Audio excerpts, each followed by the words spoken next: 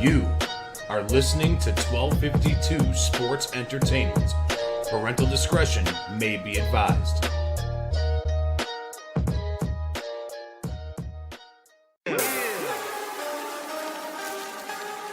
Woo! It's about that time. FatMike, Chicago Sports. Yeah. Woo. Finally here. Shot City Sports is right here.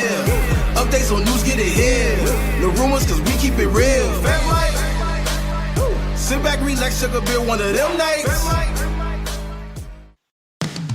Hey, this is Carmen DeFalco from ESPN Chicago, and you're listening to the Fat Mike Sports Show.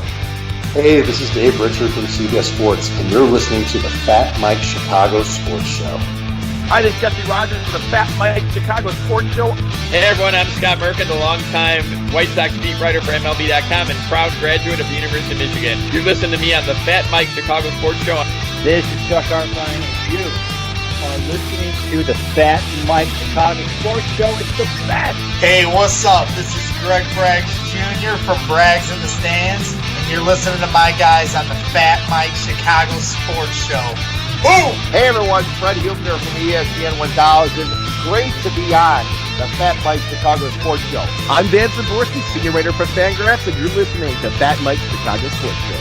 I'm JJ Stankovitz from NBCSportsChicago.com and the Undercenter podcast, and you're listening to the Fat Mike Chicago Sports Show. Hey Sparkle, you know what I listen to? It's the Fat Mike Chicago Sports Show with my guy, Fat Mike. If you listen anywhere else, no jock. Listen to Fat Mike. The best.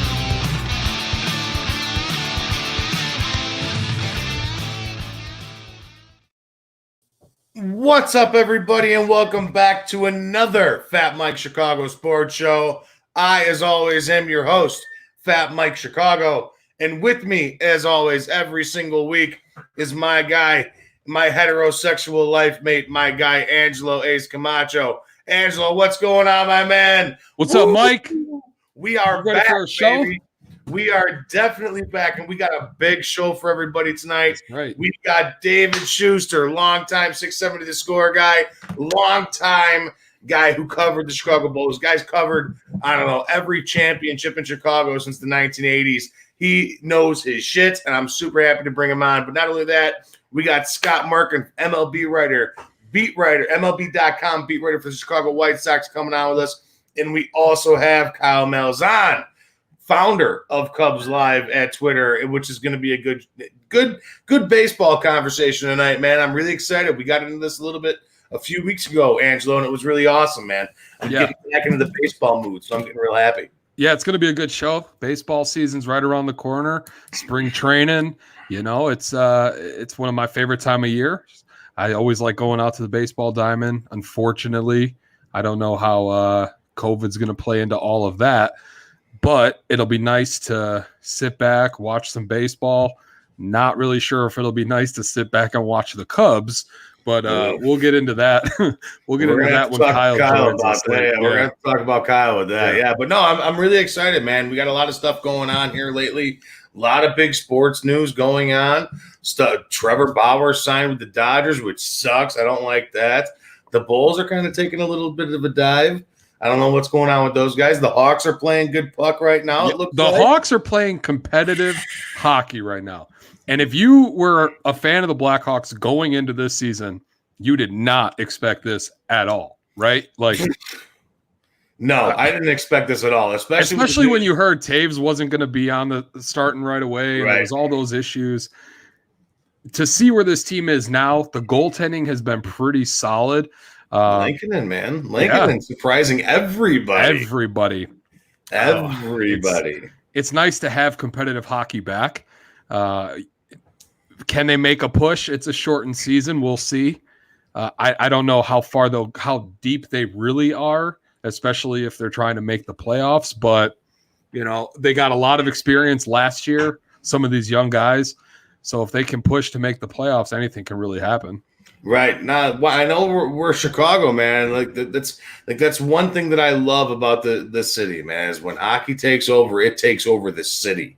Okay. So like even when these guys, these up and comers like Kucherov and Doc and all these young kids that Lankin and find it coming out of nowhere, Ian Mitchell coming out of nowhere, Duncan Keith still being Duncan Keith, even though the guy's pretty much 900 years old, it's still a big thing here in Chicago. I love it. You know, I'm a big puck guy. Yep. I love hockey, man. I can't wait to honestly, I'm ready to watch the late game already and hang out, spark up a doob, hang out and watch some hockey on the late night show tonight. And that's my plans after this whole thing goes down. But that's what I'm going to do. Yeah, but, man. Even up here in Wisconsin, the Hawks, Wisconsin doesn't have a professional hockey that we don't have a hockey team up here. So you got the Admirals, the Milwaukee Admirals. It's not professional. Well, it kind of is. It's like AHL. The Chicago Wolves. No. They are the Chicago Wolves. Okay, they're professionals. The Chicago Wolves. Fun fact: were my very first hockey game I ever went to with my dad, my stepdad, and my stepbrother. Well, don't brag about that. Hey, man, I got a cool puck from the Wolf. That was awesome. But they're not professional. They're not professional. They're not professional. I mean, they're semi-pro, right? Well, there's a difference. They got the semi in front of it. Will Ferrell, semi-pro. Will Ferrell. Would I be in the wrong to say that I think Will Ferrell is overrated? Yes, Will Ferrell's a genius. Yes, Will Ferrell is a genius. I love Will Ferrell. Him and Adam Sandler, man. Like, I like their movies, but once you've seen one Adam Sandler or Will Ferrell movie, you've basically seen them all. I don't know where this blasphemy is coming from out of you, and I think I may need to change counter hosts, co-hosts here, because this is just absolute absurd. I don't know what the fuck you're talking about. I said I like their movies. I just think that they're all very similar. Sandler has kind of gone in another direction recently, but up until then, most of his movies were the same. I don't know. You're hurting my feelings right now. These guys are part of my childhood, and I will forever watch any movie that comes out with these guys. Especially Adam Sandler. What's your favorite Adam Sandler movie? Oh, Happy Gilmore. I knew that was going to be it. Happy Gilmore, hands down. It's golf, which is one of my all-time favorite sports. Anybody who actually knows me knows how much I love to golf. And I've never golfed. Well, it's because you're a lame ass. I don't know what to tell you. All right, I've hit balls at a driving range, but I've never golfed. I love golf. So Happy Gilmore is awesome. Shooter McGavin. You got to play it as it lies. I'm a big Waterboy fan. That movie, I can watch that movie anytime, any place. If it's on, I'll watch it. That's for sure. Billy Madison's good too. What do you mean? I don't really like Billy Madison. I think that movie's actually kind of bad. But whoa, Angelo's the best. Dude, seriously, the best part of Billy Madison is when he's like Nudie Magazine Day, and he gets out of the pool and drives his golf cart down the strip, and he goes to his mailbox and he's flipping through it it's like chicks at 30, chicks at 40, and it says chicks over 80, and there's this really this hardcore grandma on the cover. It's like, and he's like, meh. He opens up the centerfold. He's like, meh. I love that show. I love that movie, man. But anyways, let's get back to sports. What are you doing? We got to talk sports. We're talking old lady porn here because you took us down that road, you sick son of a bitch. All right. But no, I'm excited, man. And again, like I said, tonight we got David Schuster coming on here. He's going to be on. He's already in the wings waiting for us here. And we're going to be talking some Chicago Bulls here, man. There's a lot of questions going on with this Bulls team. One thing that I've noticed while watching this team, and I know that they're a little banged up tonight, and that's something that we're going to address tonight along with David. But one thing that's been driving me nuts about this Bulls team as of late, Angelo, is, man, all these turnovers, man. They just keep on having all these fucking turnovers. And it's driving me nuts trying to watch these guys. I mean, honestly, I like what I see out of Levine. Levine looks like he can be the real deal. He looks like he can I don't know. Would you qualify Levine as a star in the NBA? Let me ask that question first. Is he a star? Can he be the leader of a team? Go. I think that would be a good topic to talk with David about. Have him join in on that conversation, because I think that there's two different tiers in the NBA when it comes to stars. You have your superstars like LeBron, Kevin Durant, Steph Curry, James Harden, and then you have your stars like Jimmy Butler, Russell Westbrook.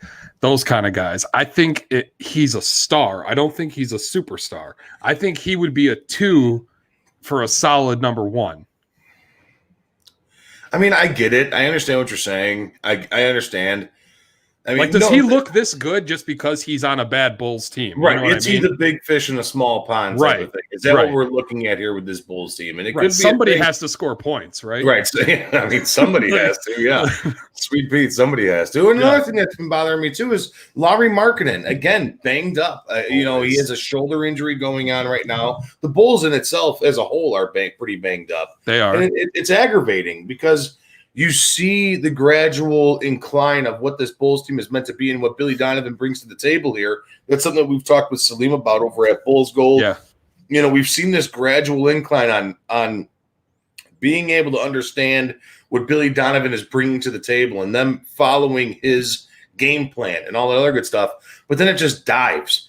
And it's diving because of the fact that everybody's injured a little bit here, and it sucks. And I want to see this team do good, man. I want to see the Bulls be good again. I really, really, really do. So, I mean, it's a young team, right? Young teams, what's the old saying? Bad teams find a way to lose, right? Mm-hmm. And that's kind of where the Bulls are. They're not a good team. They're an up-and-coming team, or at least we hope they are. But I don't think they have all the pieces that they need. We knew going into this season that this wasn't going to be the finished product the Bulls were going to put out there to compete with, right? This was supposed to be a season where Karnisovas was going to look at the team with Billy Donovan and kind of see what pieces they have and what pieces they need to bring in, right? That's so I'm not letting myself get invested like, oh man, playoffs. I just want to see these guys grow. And unfortunately, with guys like Lauri Markkanen always being injured, it's so hard to see what you have in a guy like him. You know what I mean? Right. And he's supposed to be one of your big pieces for this team going forward. You know what I mean? And if he's somebody you can't rely on, it might be time to look another direction. When we drafted Lauri Markkanen, I was hoping that he was going to be the type of caliber of player that Luka Doncic is. Yeah. I think everybody did. I really like Luka Doncic, and maybe that's just me being, I don't know. I just like everything Mark Cuban, I guess, even though I think he's kind of an arrogant punk prick. But he can be. Right. But I like Luka Doncic, man. I was hoping that everything that we got out of Lauri Markkanen was exactly Luka Doncic. I was hoping Markkanen was going to be the next Dirk. I really was. It would have been nice. It would have been great. And on that note, let's bring in our guy, David Schuster. This guy's been covering the Bulls. He's covered the Bulls for I don't know, going on 3 decades, more before since I was born. This guy knows his shit. He knows basketball. He is the man when it comes to basketball. I mean, there's 2 guys that I go to, Angelo. 1 is David Schuster. 2 is Salim over at Bulls Gold. And Schuster joins us right now. Mr. David, welcome to the Fat Mike Show again, my friend. How are you doing? I'm doing great, Mike. Angelo, I think you're spot on in a lot of things you said about the Bulls. I'll talk about both of them. Zach LaVine, I think you're 100% correct, is a star player, but he's not a superstar. And I can't remember the other point that you made, but you were right on target about that. About Lauri Markkanen, about how you going to know what you have if he's never on the, if he can't consistently stay on the court. Yeah, that, Markkanen and Wendell Carter Jr., I mean, they've had injuries that have taken him out for a couple of weeks, up to a month. In Carter's case, a couple of months for one of his injuries.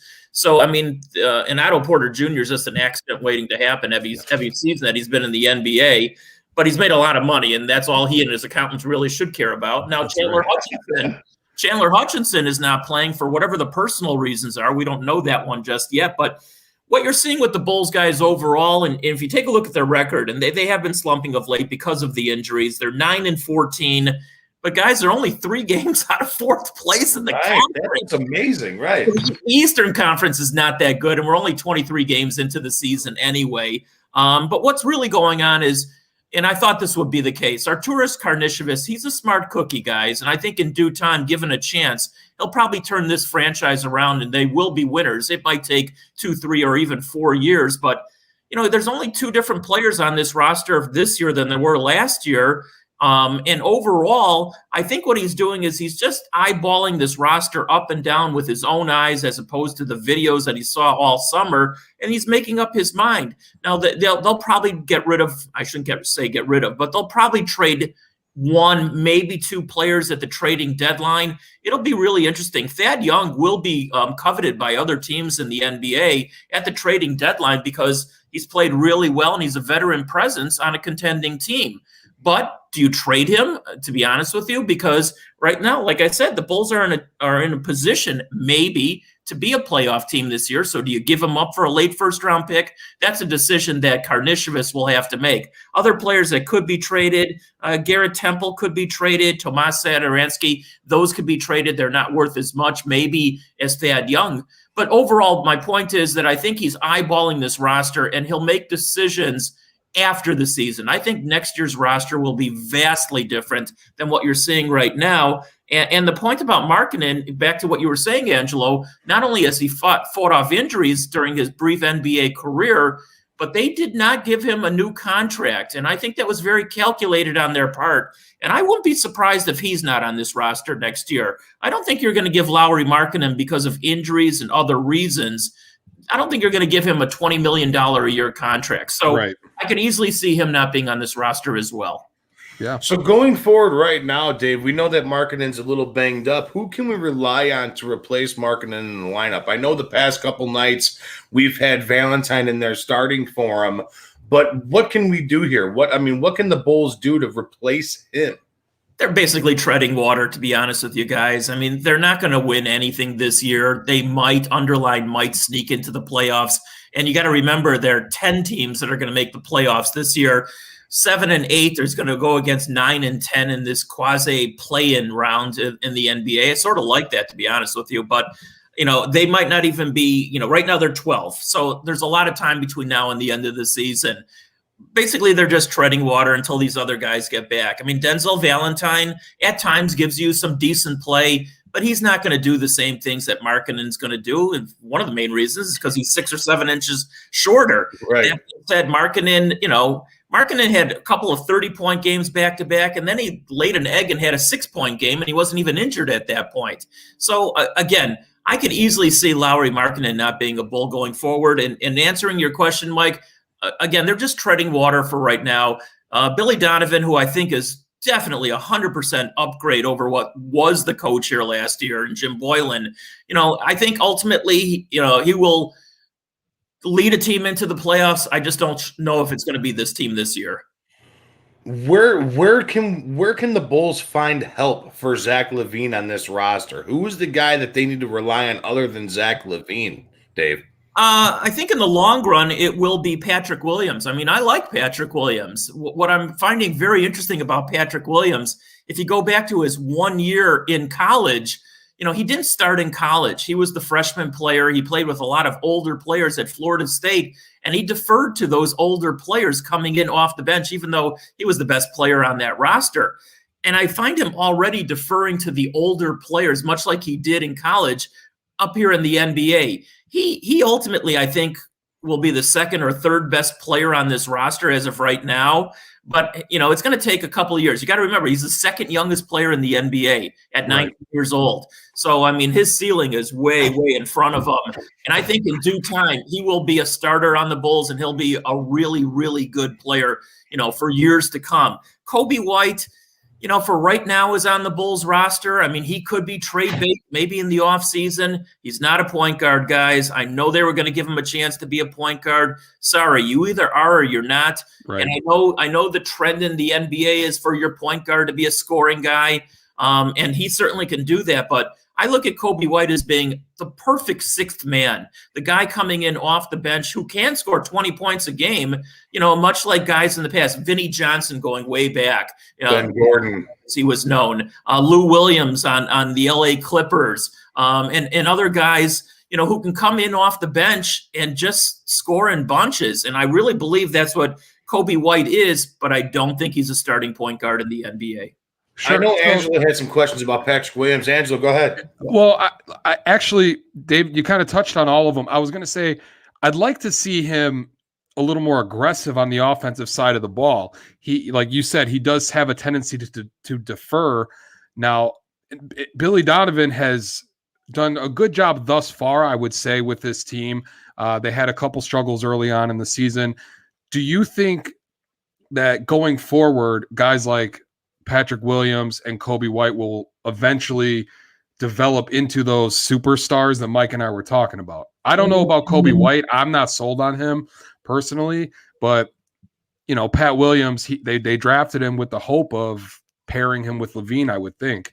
Yeah, I can't tell you if he's going to be a superstar. It's way, way, way too early to say that. I think he's got incredible talent. He's got what Jerry Krause used to love, big hands. Big hands. That basketball is like a little grape in his hand. He came in with the reputation of being a good defensive player, and unfortunately they fed him to the wolves in that one. I mean, he's guarded all the top players, whether it's Giannis or Kawhi Leonard or LeBron, and tonight he's going to guard Zion Williamson. So he gets the toughest challenge, which probably takes away a little bit from his offensive game as well. He's got a decent outside shot. It's one of those high arcing outside shots, but he's strong. He's got a man's body at 19 years old. He's got talent, guys, but it's going to take a while for all of us, even Billy Donovan, to see what he ultimately will be. Kobe White, like I said, I think he's the perfect sixth man coming off the bench, spelling maybe Levine or any team as your third guard. And listen, you can play three guards in the NBA if you go small. And that's what I think his ultimate role is. But I'm convinced. I was convinced last year. I'm more convinced this year. He's just not a point guard. And I'm a very traditionalist when it comes to point guards. Sure. Now, getting closer to the trade deadline, who could be out there? I know I heard names like Lonzo Ball coming to the Bulls. Who have you heard potentially being able to come in and fill a role for this team? Well, it's interesting that you mentioned Lonzo Ball, and obviously he's playing. The game starts in about 45 minutes from now. And, now they'll get a chance to literally eyeball him with their own eyes here at the United Center. And if they go that direction, they're almost they are telling you that Kobe White is not a point guard. And Lonzo Ball is definitely a true point guard. There was such a knock against him. In fact, anybody with the last name Ball minus Lucille Ball, that they can't shoot from the outside. But if you've noticed, Lonzo Ball and even his younger brother, LaMelo Ball, over the last half a dozen to dozen games, Lonzo Ball has actually been shooting pretty decent from the outside, especially from three-point range. He used to be like 1 of 6 on a consistent basis. Now he's shooting almost 50% in his last half dozen games. So, I don't think the Bulls are really looking to make that big of a splash. I could see an off-season trade maybe for Ball. I'm not so sure that'll happen during in-season. We got a question from the chat here on the Facebook here, Dave. Our guy Alan Bratcher wants to know, is it a possibility that they can go after somebody like Beal in the offseason and move Levine to the point? He says, I know Beal likes the staff here. So is that a possibility, or is that just kind of, Well, Beal, first of all, is making a ton of money. Right. He's making your kind of money, Mike. So, I mean, that's a lot of money. I wish. Obviously, Beal played for Billy Donovan at Florida. He recruited him and he played for him while he was in college. So there's a familiarity with him. I don't really see that happening. First of all, I don't think Zach LaVine is a point guard either. I just don't. Mm-hmm. Like I said, I'm a traditionalist. I want my point guard to make everybody else on the court better. Zach LaVine plays the role. I mean, I think he's trying to make everybody better, but his first and foremost role is to score. Although that being said, I mean, he's averaging 27 points, 4th or 5th in the league, 5 rebounds, 5 assists, shooting over 50% from the field and over 40% from 3. Unfortunately, he's averaging almost 4 turnovers a game. I don't think I want him to be my point guard. So I don't see Beal and him because of money situations also, and because they're basically the same kind of player. So I don't see that happening, no. I got maybe 2 more questions for you, Dave, and we'll cut you loose. We appreciate your time that you gave us, man. Thank you so much. Anytime. If there is something here with this Bulls team going forward that we as fans can look forward to besides Zach LaVine, what would it be? Like, where are we going here? I know we got Billy Donovan, we got Arturas Karnisovas, but what else can we look forward to going forward into the future? All right. Well, I mean, if you're talking of like, who are the staples of this franchise right. For the next few years? I mean, obviously, if they opt to sign Levine to a contract extension, I think at this point, I think the answer is probably yes right now. The other person is Patrick Williams. Those are your only two, in my mind, for sure players. You got to make a decision on Wendell Carter Jr. also. He's an undersized center. He's been injured almost half his NBA career so far, his 2.5 years in the NBA. I'm not sold on him either, to be honest with you. They're going to have a lot of money, though. I mean, thankfully, Otto Porter Jr.'s horrible contract is coming off the books at the end of this season. $28 million for being injured half his NBA career is a lot of money, by the way. So his contract will come off the books. They'll have money. The hope was that, this next upcoming summer would be the greatest free agent class of all time. Unfortunately, a lot of those guys, with Giannis being the number one guy signing elsewhere, has brought that class down. Now, if you were so lucky, if it would have been, all right, Giannis comes 90 miles south and plays in the big city, and now all of a sudden he and Levine, and that would answer your point earlier, Angelo. Levine could be his his Robin to Giannis's Batman. That would have been a hell of a 1-2 punch. Unfortunately, that's not going to happen. They'll look around. They'll have money, guys, and they'll have options also. But like I said, I think it's going to be 2, 3, probably 4 years before the Bulls are really a contender. And do the Bulls? Well, I'm going to say this really quick. Angelo thinks that Giannis is overrated. Okay. We don't have time for that conversation. You said he was overrated. I'm throwing you under the bus. I asked if he was overrated, and I didn't say he was. And you said yes. But anyways, time out here. Do the Bulls have any juice to bring in a free agency, to bring in a solid free agent right now? With it sitting with Billy Donovan, Arturas Karnisovas, do they have the juice to bring in a solid top free agent? Well, first of all, first and foremost, the juice means money. And yes, They will have the money. And yes, in the past, unlike the Canadian Mounties, the Bulls never got the man that they were going after. But it's a new regime. Karnisovas and their general manager also, they have great reputations around the league. And Billy Donovan, don't underwrite his reputation. You got to remember, guys, Billy Donovan was a great recruiter in college at Florida. And the same guys that he was recruiting, the Beals and other players, they're the ones that are going to be free agents now upcoming. And so Billy Donovan not only is a good coach, but when they signed him, the first thing I thought of, he's going to help recruit players to this team over the next 2 to 3 to 4 years himself. So that's where your juice is. But most importantly, Mike, it's always the money. And I know the Bulls didn't get anybody of really consequence in the past. Carlos Boozer maybe being the best guy of all of them. But I think in due time they'll land a big free agent. Chicago's is still a great city to play in spite of the weather outside right now, and the money of course is always going to be good. So yeah, I think ultimately that'll be your juice. And the last question I got for you, Angela, I don't know if you got anything else for Dave, but the last question I have for you, Dave, is: does this team have enough going forward with the roster that they currently have put together right now to squeak into the playoffs as an 8 seed?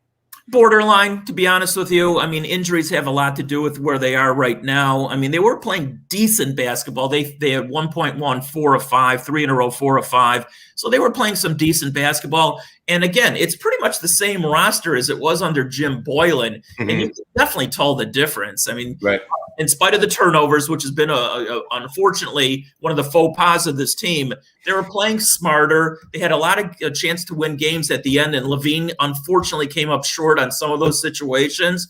But I don't really fault him. Even Michael Jordan came up short periodically at the end of games too. So somebody's got to take those last-second shots. Hopefully down the road they'll have somebody else who you can have some confidence to take those shots besides Levine. But yes, they can sneak into the playoffs. And like I said, 10 teams will get in from each conference this year. So the answer to your question, Mike, even though I went on and on and on, the answer is yes. Excellent. Dave, we appreciate you coming on with us, my friend. Tell everybody really quick how we can follow you on the Twitter machine and on Facebook. How do we find you? Well, Facebook under my name, and Twitter, my handle is Shoemouse, SCHUMOUSE. MOUSE. And you guys can call me anytime. I love talking hoops or anything else.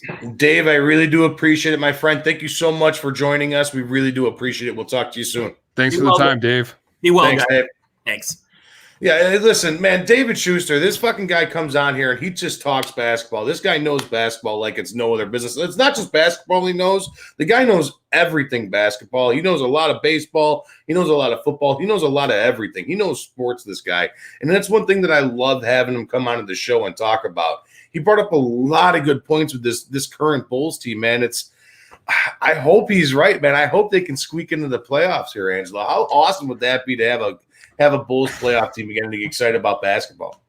I mean, it's so difficult because like in the NBA, if it's so hard to win if you don't have one of those top superstars like we talked about, you know what I mean? So you get into the playoffs, realistically, what are your shots, to do anything in the playoffs? Yeah, it'd be good for experience wise, but I want a team that's like when Derrick Rose was here, man. You know what I mean? That's no shit. Competitive, and that's what I long for, those types of games. Right now, like I said, this season, I'm chalking up to management wants to see what they have. And that's if they make the playoffs, cool, but I don't expect anything other than growth from this team this year. Right. I mean, listen, man, I've been watching this team kind of like I've been watching the Hawks. I've been throwing them on when they're on and really getting into it because I don't want to say that they're bad because they're not a bad team. No. You know what I mean? They're not a young bad team. They're exciting to watch because they're young, I think. I think Right. that's why I'm so what's the word I'm looking for? Optimistic? Optimistic and invested into the team because they're so young. You know what I mean? And with the new regime of Karnisovas and Billy Donovan, it just brings me a whole different light on basketball again. You know what I mean? Right, absolutely. When you had Jim Boylan being a clown, right? Jesus Christ. Calling a timeout with 12 seconds left in a game because he wants to, for no Didn't reason. He call a timeout with like 4 seconds in a game? Yeah, something like that. Dude's a walking, talking beanbag, bro. I know. It's nice to see a coach who's actually a head coach trying to help develop this young talent. And like Dave said, there probably won't be a lot of these guys on the team in the next 4 or 5 years that are going to be part of if there is a championship team being built. You know what I mean? So that's really where going forward, it's going to be interesting to see what Karnisovas kind of the puzzle pieces that he puts on this team. Right. You know, listen, man, I wanted to bring up really quick that whole entire interview was brought to our new sponsor, our super awesome sponsor, the Jonathan Durin team over at Coldwell Banker. And really quick, I'd like to play something for you guys because these guys are awesome. They're helping us. They're supporting us. And I'm really excited to have these guys as a new sponsor. So real quick, that sponsor with David Schuster was brought to you by Coldwell Banker Real Estate Group. And here's a message from them.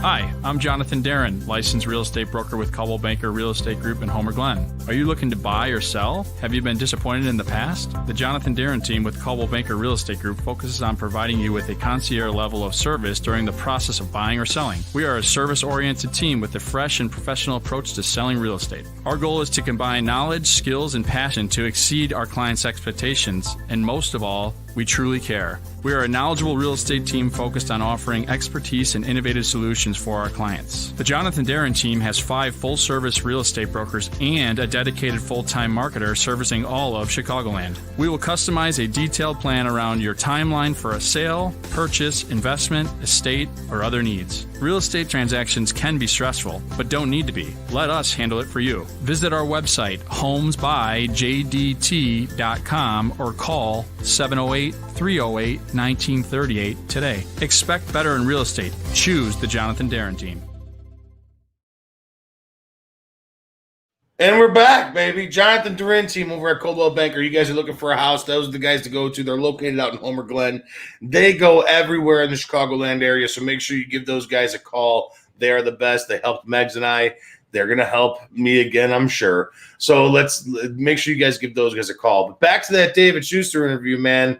lot of stuff there, a lot of knowledge with David Schuster. Absolutely. We're definitely going to be having him and Salim on again in the future, talking more Bulls and all that other good stuff. So I'm really excited about that. So it's going to be cool, man. That was such a nice Bulls conversation. You know what I mean? Like we're so used to being on this show, bitching about the Bears and getting angry, but it was nice to talk a team in Chicago that's like on the come up. You know what I mean? With somebody who has the knowledge of that team. It was just a great conversation. And like we were talking earlier, man, just a split second ago before the Jonathan Durin advertisement and the shout out for him. This team is on the up and up with Karnisovas and Donovan. I really like it, and I'm invested into what they're doing on the court. Yeah, I'm super excited to watch these guys. When I watch them, I divulge myself completely 100% because they're exciting and young to watch. I like Levine. Yep. I do like Kobe White. I like him. I like Patrick Williams. I mean, I like these young kids, but they got to stay healthy. And the one thing that's driving me nuts, man, these fucking turnovers with this team. Yeah. Oh, my Lord. I watched them the other night. I counted at least 15 turnovers, and I stopped after that. I was like, I'm sick of this. There's nothing worse than when you get in a rhythm. Turnovers, bro. In basketball, there's nothing worse than when you're trying to get in a rhythm and your guys are just turning the ball over. I mean, it would have just been better to be like, here, just take it. I'll hand it to you. Here, just take it. But yeah, I mean, it is what it is, man. But yeah, other than that, that's our Bulls talk for tonight. So we had David Schuster on here. That was awesome. It was. That was good. And coming up here shortly, we do have Scott Merkin coming on. Scott Merkin, Angelo, as you know, White Sox beat reporter, man, MLB.com. We're going to be talking some baseball here, and I'm super pumped up about this too, man. Yeah. It's baseball time, Angelo. We're getting to the nitty-gritty, baby. We're getting to that nitty-gritty. I got the butterflies going. Pitchers and catchers reporting, what, a week? Something like that. Yeah, pretty soon. Oh, baby. It's giving me a half chub, man. I'm super excited for it. Honestly, like I said, nothing better than opening day. You know, it's so the weather's changing for the better. It's getting a little warmer. Give yourself a drink. Enjoy the nice breeze come in, and just enjoy a game of baseball. Who doesn't love baseball? Everybody loves baseball. I love baseball, man. I'm so excited for baseball. There's been a lot of big moves lately. We all heard. Did you see that shit with the Rockies? No. Nolan Arenado. Oh, yeah. Nolan Arenado. Yeah. Talk about I felt like I stubbed my toe 500 times in a row when I read that. I was like, no. Talk about a kick in the balls, right?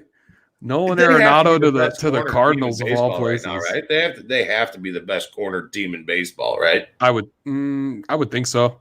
With Goldschmidt and fucking Nolan Arenado. I mean, it'd be hard to find 80 a better homers and 200 RBIs between the two of them. Yeah, that team's going to put up some runs next year. It's unfortunate that he went to St. Louis. I would have much rather have seen him on a different team. One with a red C would have been nice. Yeah, no shit, because we've been talking about that for years. You know how much I would have loved to see Nolan Arenado as a third baseman of the Chicago Cubs. That was the talk going into this year or this past year. It's always talk. It always is talk, and we're gonna bring that up to Kyle too. We're not. I mean, we got to get into our Sox talk here, man. The Sox have been. We'll save all that garbage for Kyle when we can just berate him with all that garbage and all that nonsense of the Cubs. We got to get into our Sox talk here, man. Neither you nor I are our Sox fans, as you can tell by my Cubs banner sitting right here. But dude, this team. Listen, I'm not going to go out and buy season tickets for the Sox. I will bleed Cubby blue every day for the rest of my life.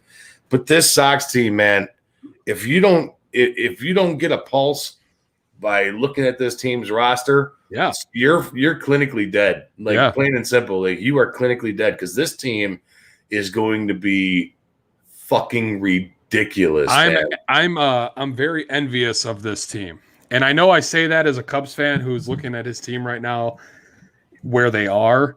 But even when the Cubs were like on that come up, I still think this White Sox team has a higher ceiling, I think, than the Cubs team would have back then. I'm seeing, with the rotation that they have, the hitting that they have, the young players, you're looking at a 7-8 year type of window here where this team could be good for a long time. Yeah, no shit. That's what's scary about this team right now, man. This team they just landed Liam Hendricks too, dominant closer. I do like the big fuck you by Alex Colomé going to the Twins. I do like that. That was nice. You know, the Twins are still going to be a tough opponent in division. The Cardinals, the Indians, I don't think they have a chance.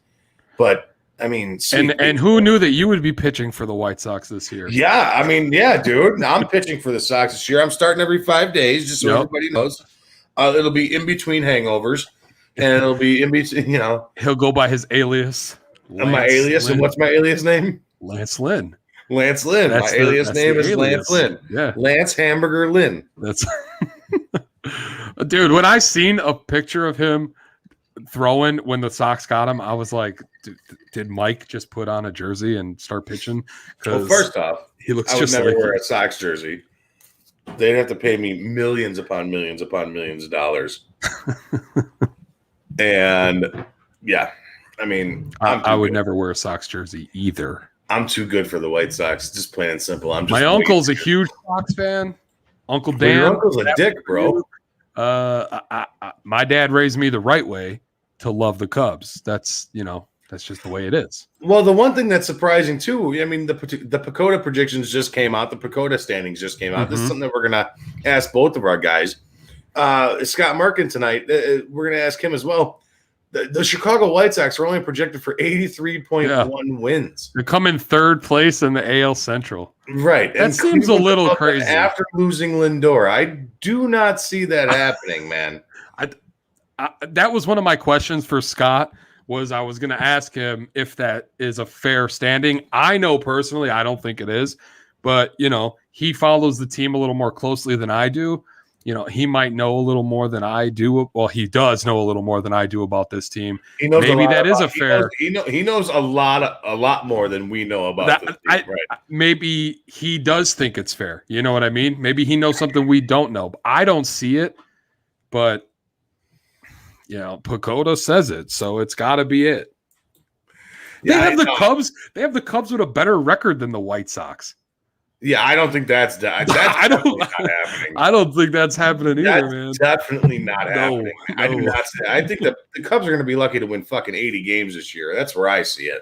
Over under 65. Oh no, they'll definitely hit the over. I don't know, man.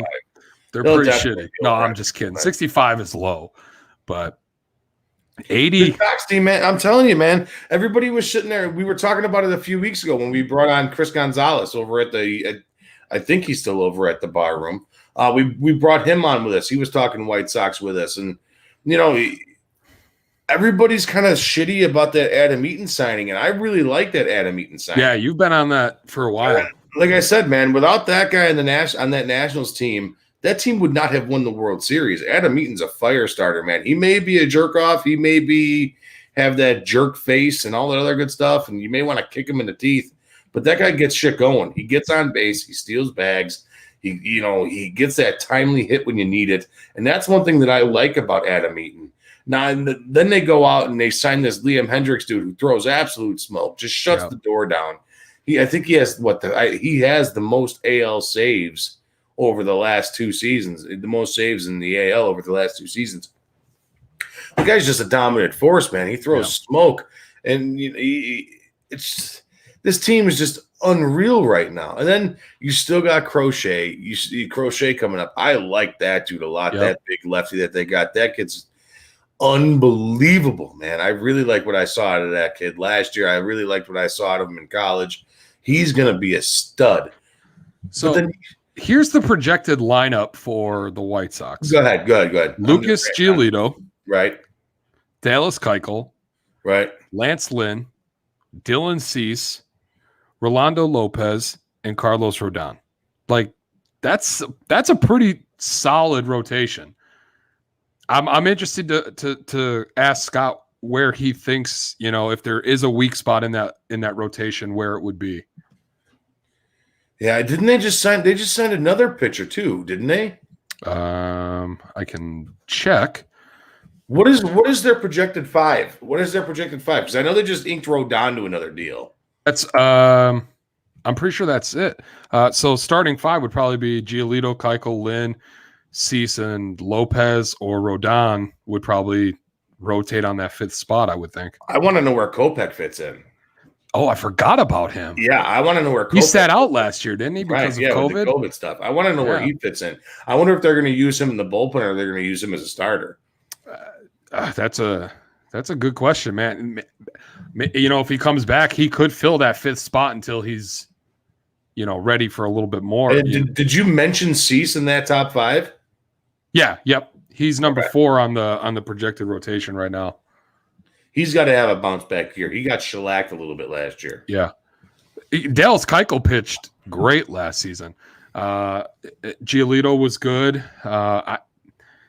If they get the same production from Giolito as they got last year, I think they'll be in good standings. I don't know if you can rely on Keuchel to have the same stuff that he had last year, but who knows?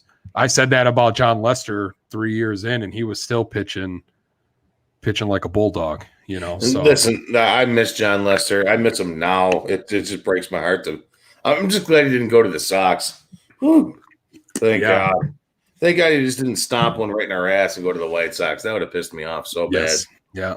Well, no, I mean this team is built for long-term success, man. They got some really nice contracts on this team. Rick Hahn has been absolutely phenomenal with this team right now. Tim Anderson, and you got Eloy Jimenez, which drives me nuts. And then you got this kid, Luis Robert out in center field, who's every bit of a shining young superstar in this league right now. It's like, come on, man. I told you, I'm envious of this team. Talent end. Yeah. Where does this talent end?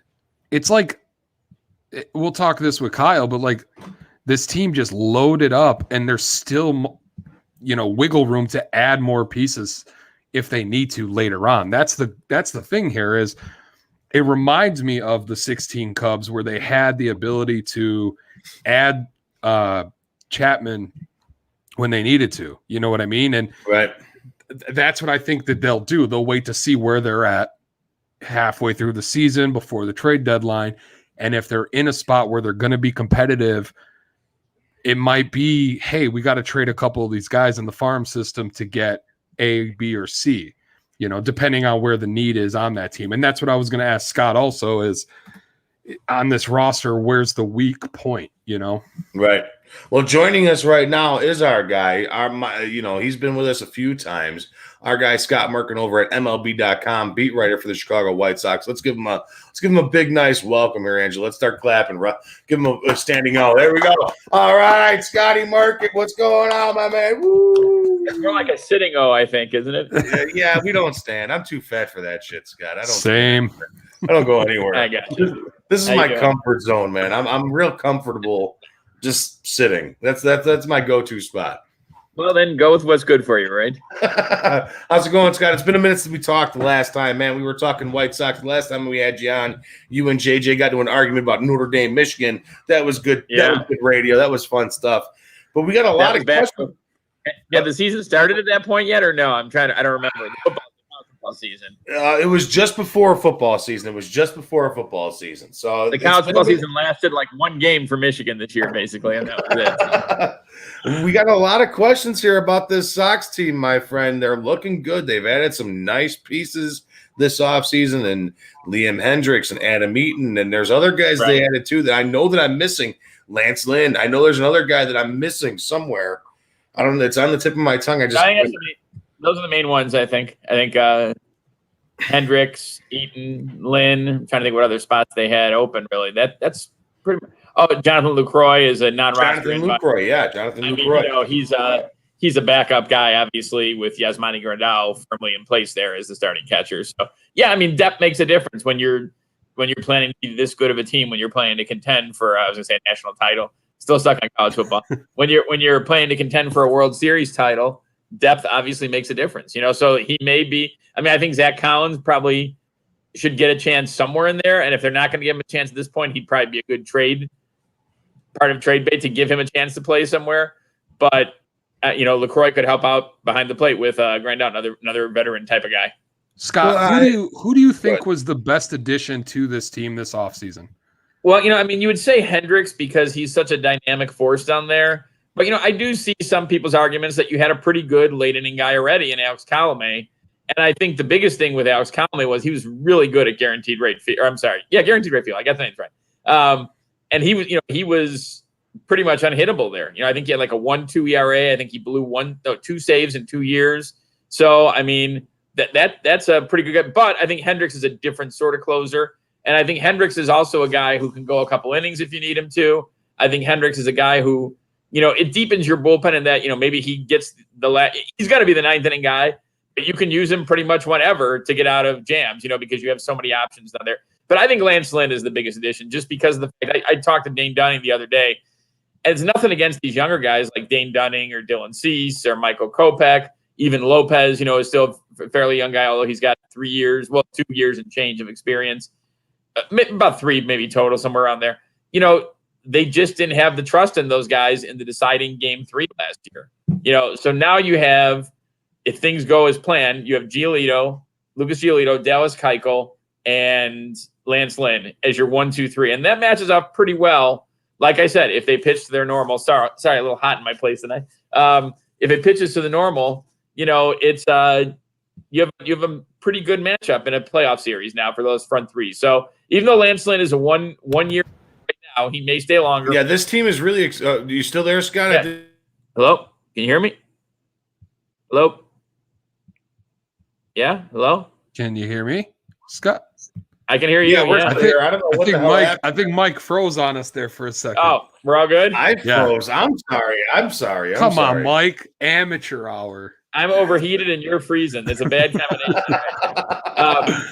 Now, I was just saying that, Lynn, even if it is only for 1 year, because that's all he's got left on his contract, and you gave up a really good young prospect in Dane Dunning, who's going to be even better this year because he's a year removed from his Tommy John surgery, which is 2019. So you just naturally get better with that, that recovery time behind you.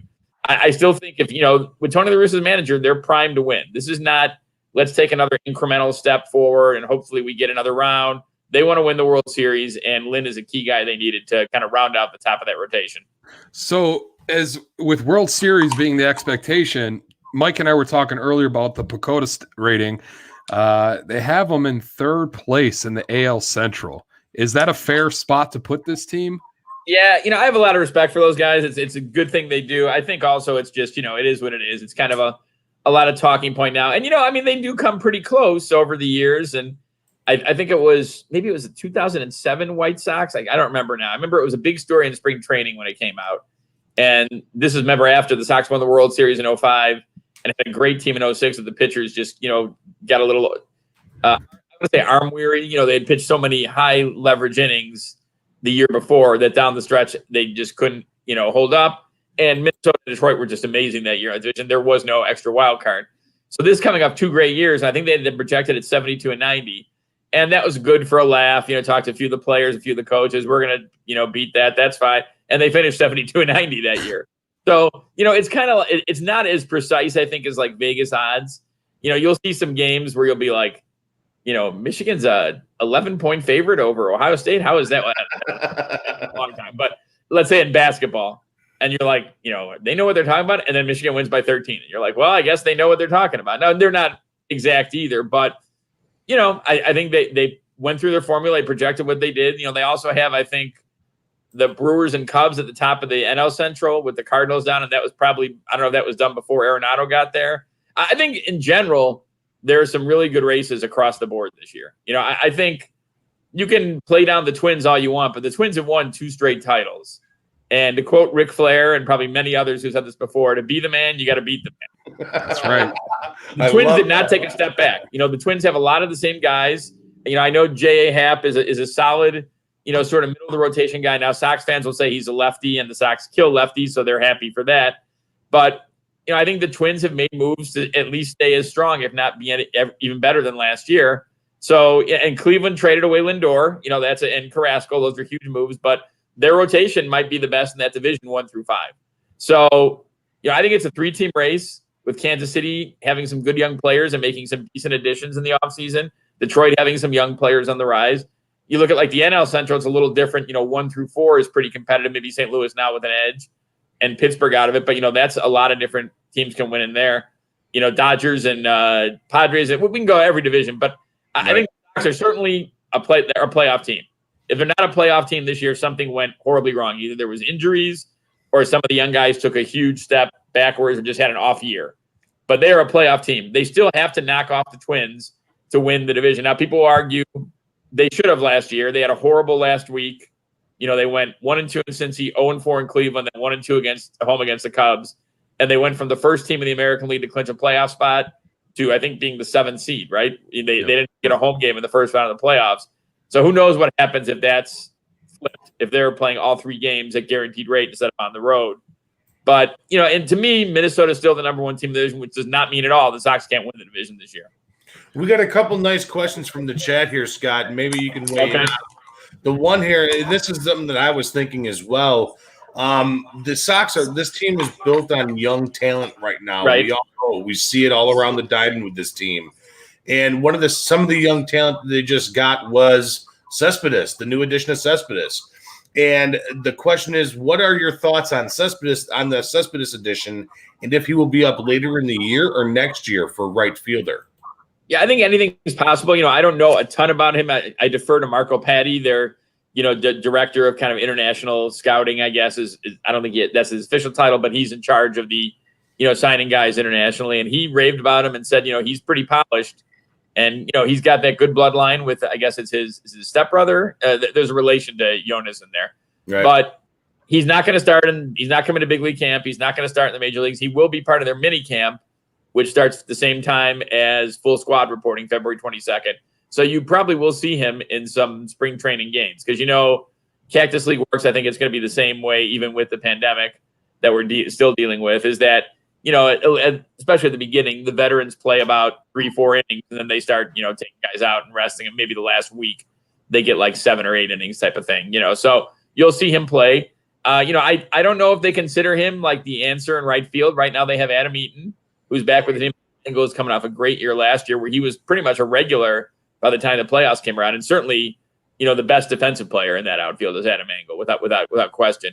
So we'll see what Cespedes can show as the year goes on. And I think it also has to deal with what's the minor league season going to look like. I think there's still some questions on what's going to happen there after not having one last year. Another question from the chat comes from our guy, Vince Mucci.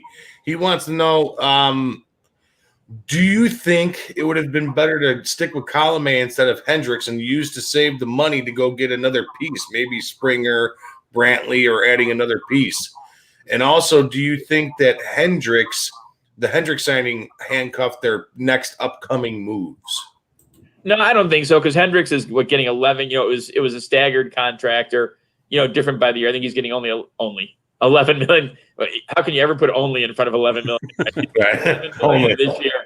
And he's the guy they wanted. And I'll tell you, I thought watching him last year in those playoffs against the Sox, I thought he wanted to be here. When you listen to his comments after Game 3, when he kind of raved about the White Sox young talent and facing them and all that, and it wasn't like, I'm a free agent, I better keep all options open raving. It was like genuine, like, man, this team's quite a challenge. This team's going to be good for a long time.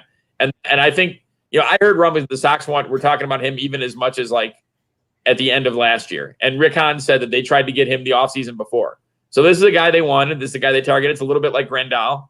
I think they targeted him before he actually got there, and they finally got him, to a deal. So, yeah, I think you can, juggle it back and forth. And I have people talk about, Colomé is not beloved by the StatCast group. His peripherals aren't, I guess, is that the word I'm looking for, aren't great. But to me, it's a zero-sum game, right? Like, I remember he rest in peace, Rod Beck with the Cubs back in 98, I think it was, when they went to a playoff game to beat the Giants to win the wild card, and then they got swept by the Braves.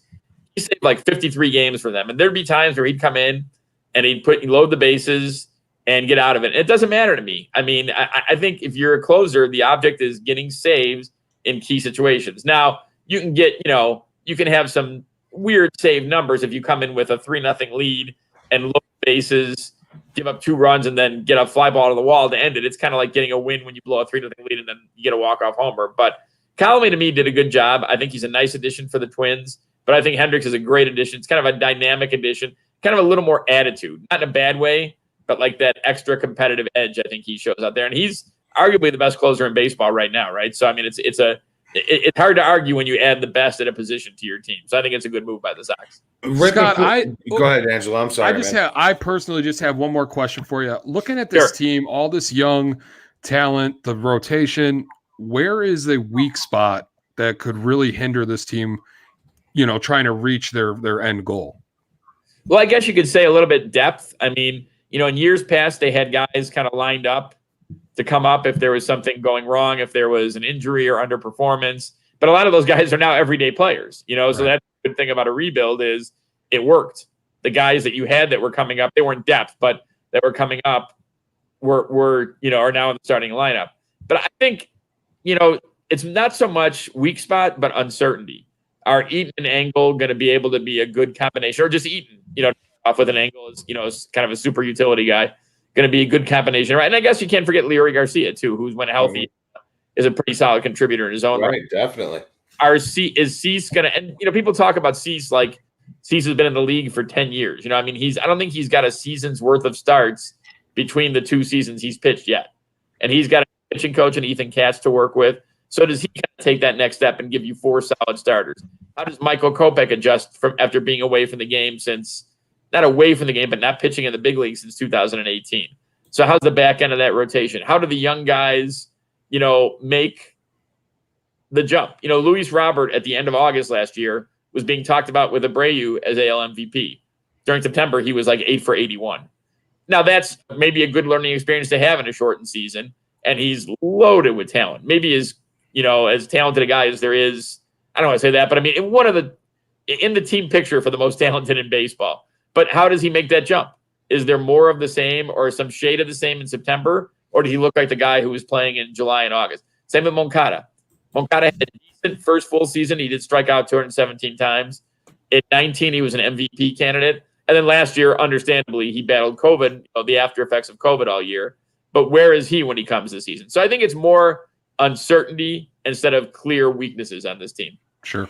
Right before we brought you on, Angelo and I were sitting there betting back and forth what this Sox starting rotation is going to look like. Where does Michael Kopech fit into all this, Scott? Is he going to be a reliever? Is he going to be a starter? What's the plan with him going forward coming into this season? I think he starts the year probably in the minors, whatever incarnation of the minors is, maybe, beginning in May or whatever. And I think your starting rotation at the beginning of the year is Giolito, Keuchel, Lynn, Cease, Carlos Rodon is my guess right now. But Kopech is going to pitch this year, and I think he's going to pitch in the rotation. So it's just a matter of not if, to me, it's when. And I think it should be, probably sooner than later. But he's got to get his legs under him a little bit before he can. A little trivia question, a sad trivia question, is he was the last Cactus League starter for the White Sox in Arizona last year. He pitched on a Tuesday. He pitched 1 inning, was lights out, hit 100 miles an hour like 4 times. And then Wednesday they got rained out. Thursday was an off day for them. And then Friday it was all shut down, very sadly. So, he has been doing the work, and he, has been getting his way back and rehabbing his way back. So it's just a question of kind of getting his pitching legs under him now. But great piece to have. It's almost like making a trade, right? If you bring him up.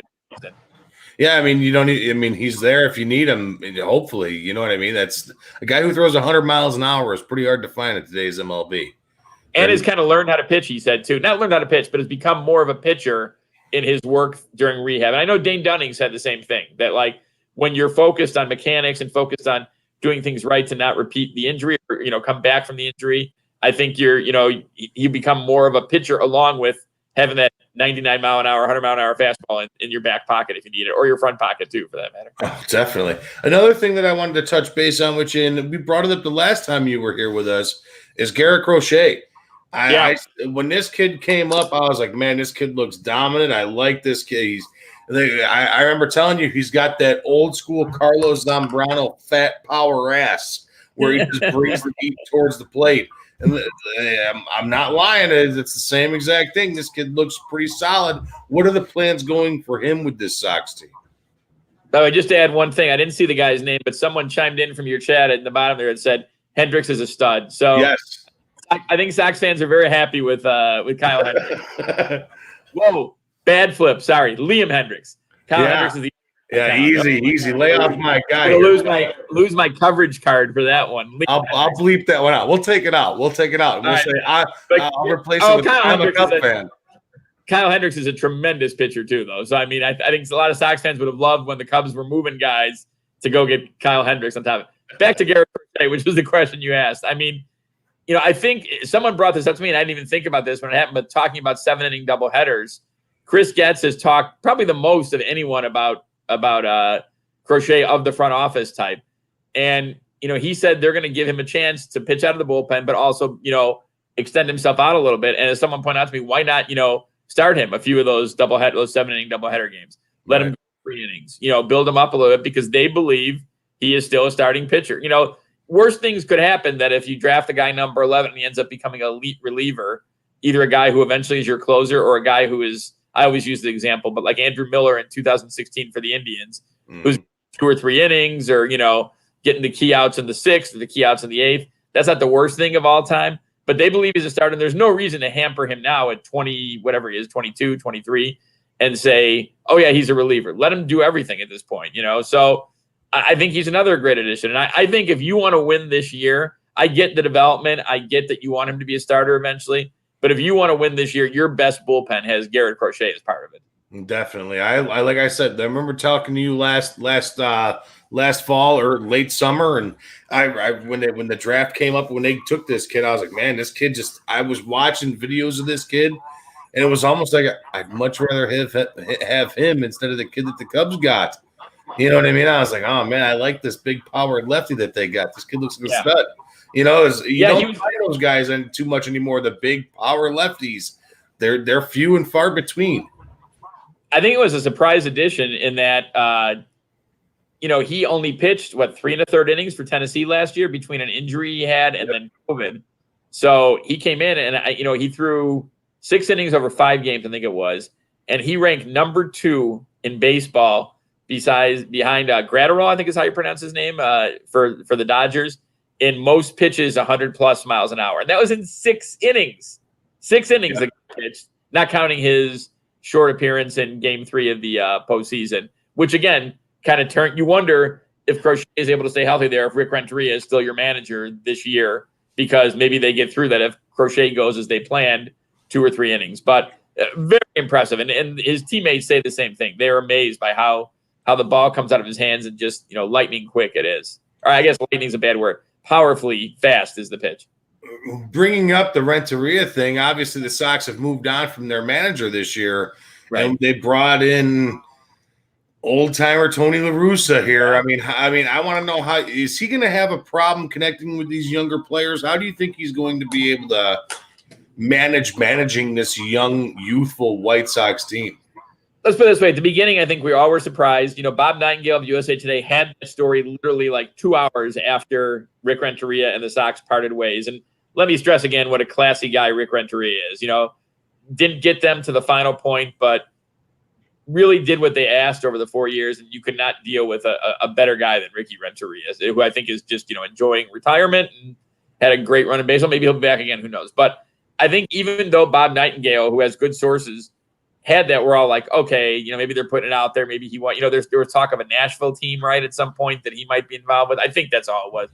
We thought maybe it's being pushed. And then all of a sudden, I really thought A.J. Hinch was going to be the guy. I really did.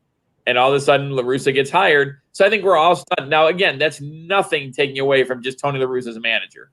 The man's got 2,728 victories in his career. He's got 3 World Series titles. So he's a Hall of Famer. You obviously can't deny that.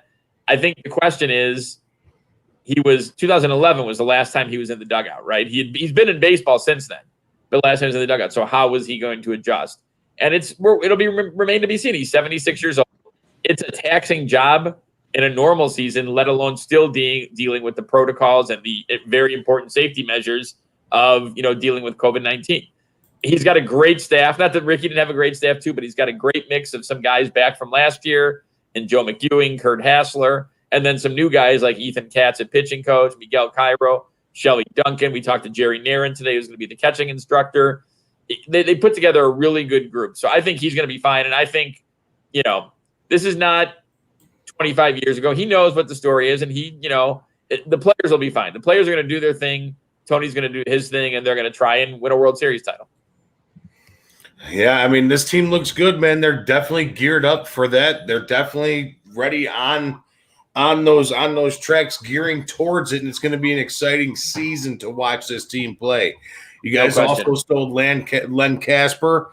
You guys stole him. You guys stole Steve Stone. You guys stole Eloy Jimenez. You might as well just call your guys this. You guys might as well just call yourself the Cubs at this point.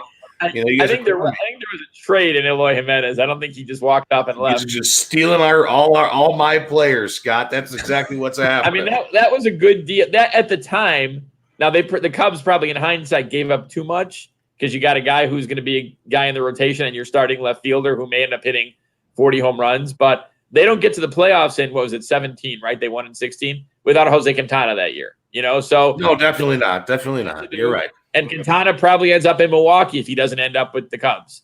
So that's a whole different thing. And who knows what Theo's regime looks like at that point then. So they did what they had to, and they got about as far as they could that year. But yeah, I think if they had it to do over again, they probably would have tried to finesse it to not include Eloy. Because he's learning defensively, but he is a hell of a hitter, no question about it. Definitely. Scott, thank you so much for coming on with us, man. Guys. We got to get you back on here soon as anytime. When everything's starting to pop off here with the Cubs Sox and getting the season ready to rock and roll, you're going to be my guy. You're my Sox guy. You know that. But the next time I come on, I hope I can figure out what's going on with this side of my hair. That's why I wear a hat. It's real poofy. Call it a day, man. Throw on a sock cap. Call it a day. Might be time for a haircut. I look like one of the romantics right now with my hair. Oh man, Scott. Well, thank you so much for joining us, my man. All right, guys. Thanks for having me. Thanks, Scott. Take care. Sounds good. Okay, take care, guys. Be well. Man. Peace.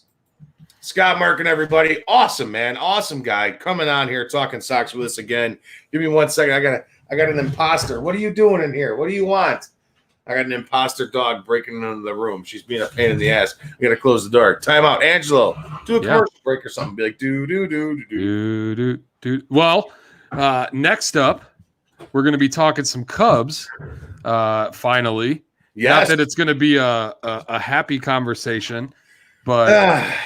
It's going to be a struggling conversation, but I'm excited to talk to Kyle, man. It's going to be fun. I'm having a lot of fun doing this right now tonight, man. We've had some kick-ass guests on with us tonight.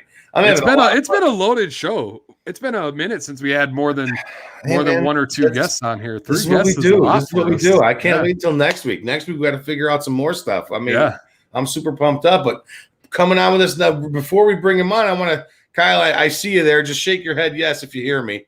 All right, he hears me. I want to finish up with what we had with Scott Merkin here. I mean, he brings up a lot of good points with this team, man. Garrett Crochet, this kid, like I remember talking about this kid coming up. And Angela, I'm not even joking. This kid's ass is this wide. All right, he's got one of them big boy, fat boy asses, and he just throws smoke. Yeah. Carlos Zambrano, fat ass. Yep. All right, and when you see those guys like that, they throw legit heat. And that kid.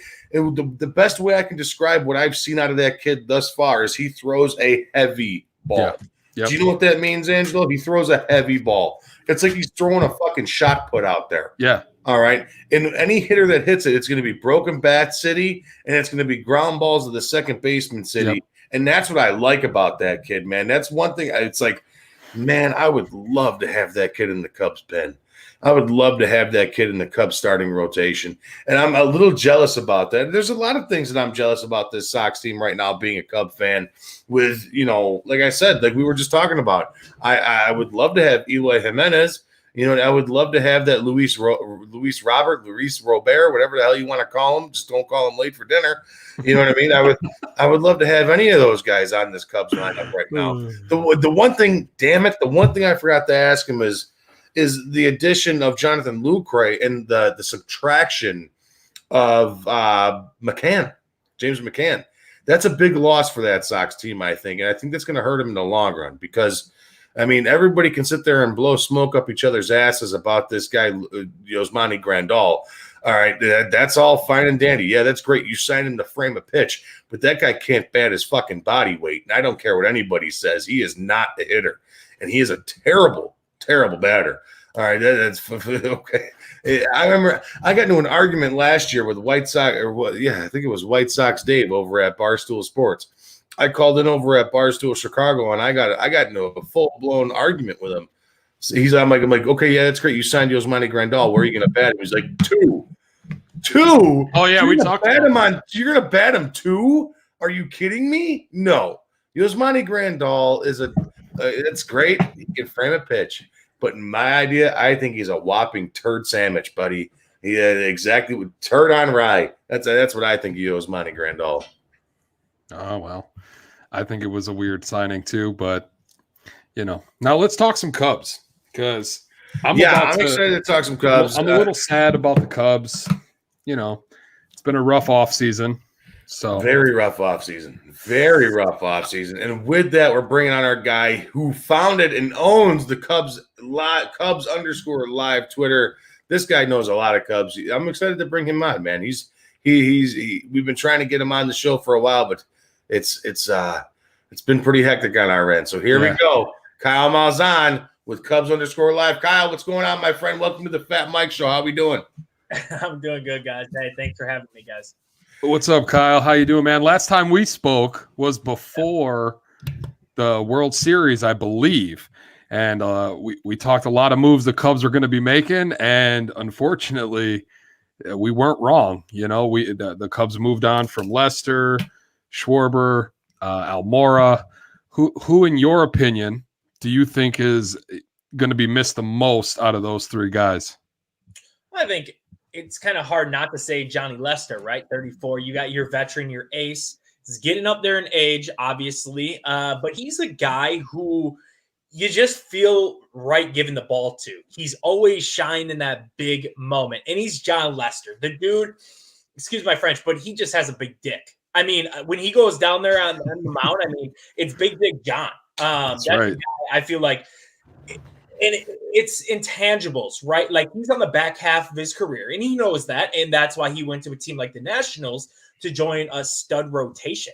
But this is a guy who's been around a lot of baseball, a lot of winning teams. And if you go back to 2014, when he signed in late December, and you go back to that 2015 season, this is a veteran guy that you're bringing in, not only for, I guess, the on-field stuff, but you're also getting a veteran guy. And with this Cubs turnover and a lot of young pieces that are coming up, Adbert Alzolay, and just Mark, I guess, just that veteran leader, they're going to miss more than anything in that clubhouse. And I think, a lot of people in that organization, especially the guys on the field and David Ross, they know what they're going to be missing in 2021 without John Lester on the mound. Well, that's one thing that broke my heart, man. I always thought of him as the bulldog of the Cubs rotation, like you said, the big dick, the big swinging dick of the clubhouse. Yep. Like you said, they're definitely gonna miss that. But right now, who takes over that role for this Cubs team? Is it somebody like Rizzo? I mean, he's been there for the past couple seasons. He's won the championship with the team. He's been there with Ross. He was close with Lester. Is he the guy that takes over that leadership role for this Cubs team going forward? Yeah, 100%. I think it is Anthony Rizzo. Another guy that is interesting to me is I think Jason Hayward slides into that role. This is a guy who spent, 12 years in the major leagues? And he's Rizzo's age. Like the dude came up at 18, 21, just very young. And he's a guy too that he might not have the production that most Cubs fans have wanted, but this is a guy who knows his baseball. And I feel like when he speaks up, everybody listens. You go back to 2016, and yes, we know 2016, it happened, whatever, let's get over it, turn the page. But that game 7, I mean, that's just, it sums everything up just for Jason Hayward. He called the team meeting. He pulled the guys in there. So his leadership in the clubhouse, I mean, it definitely doesn't go unspoken. So I think it's a combination, yes, of Anthony Rizzo and Jason Hayward, those two type of guys that are going to be leaders and set these guys straight. Look, David Ross is one of the boys, but just like any players on the Cubs, I think would say is that when times get tough, there's other guys that are going to step up and put other players in their place. And I think Jason Hayward and Anthony Rizzo, if Javi Baez shows off a little too much at the plate, I think Jason Hayward and Anthony Rizzo are going to be like, hey, man, like we need you. We need you. We need you. Just chill out. We don't need any fights or anything. And David Ross won't have to say that. So I think those two guys are going to be guys that fulfill that David Ross or John Lester type role on this Cubs team. Right before you came on here with us, Kyle, we had Scott Merkin on, MLB.com writer for the Chicago White Sox, and we were talking the PECOTA standings and the PECOTA projections. As it sits right now, it has the Chicago Cubs winning 85.1 games. How do you feel about that projection and that prediction through the PECOTA projections? There we go. Jesus. I got you, Mike. I got you, buddy. Thanks, Angelo. Thanks, buddy. I got you. Give or take, I think that's spot on. I mean, people want to say defense wins championships and yada, yada, yada. But in baseball, if you don't have a pitching staff, you're not going to do too hot. And the Cubs right now, what are they going to get out of Zach Davies? Is he going to have a pretty solid year like last year? Or are you going to get Zach Davies in Milwaukee? You just never really know. I expect Adbert Alzolay to have a good season. Hopefully Kyle Hendricks. I mean, hopefully he can get that road and home splits kind of just hone it in a little bit and even him out, because it did kill his overall stats last year. So yeah, I mean, it's gonna be interesting to see what this rotation could do. I'm optimistic. I want to see another guy sign. I want to see another guy sign, whether that's a Jake Arrieta, because we know they're not going to go out and get obviously signed already, but a Trevor Bauer type caliber player that could be that X factor for the team. But if they can get a guy who bring him in for a year or two, veteran type of guy, and get some innings out of him, man, I'm in on the rotation. I just don't think there's enough pieces to really put the Cubs 85, 88 game winner. Can they do it? Sure. I hope I'm wrong, but I think 83 is a good shot, and I think that's second or third in the division. Can they win the division again? Sure. Why not? But their rotation has a lot to prove if they're not going to put other pieces around them this upcoming season. Yeah, I like the idea of bringing Arrieta back. I think, for what he did for that Cubs organization, it would definitely add that spark, that, that welcome home type of feeling. But I also, we talk. Okay, so Jake Arrieta, I also don't want to see him come back. I don't know how you guys feel. And then all of a sudden he shits the bed, and that's the image that we have of Arrieta. I want to remember Arrieta 2015, late 2014, 15, 16 Cy Young type of player. He was. I don't want him, I think his best days are way far. Gone. I don't want him to come to the Cubs and the fan base just turns on him, because I think whether it's time to move on from him, whatever, I just don't want that image of an Arrieta signing and then him shitting the bed and then fans turn on him in about 2015. So when you joined me last time, Kyle, we talked about Javi and Chris Bryant a lot. Which one of those guys were going to be a big, focal point moving forward? Both of them had lackluster seasons last year. Going forward, I don't believe the Cubs are going to sign both of them. We talked about that before. Who do you think now is the key signing for them, either Bryant or Javi? I hate to say it. I mean, I think. Okay, I'll kind of preface this a little bit. The Cubs are a team that have so many shortstops and middle infielders in their system, where you got an Ed Howard type of player, you got their international signing that they just signed. Shortstops and middle infielders are, I guess, kind of easy to come up on.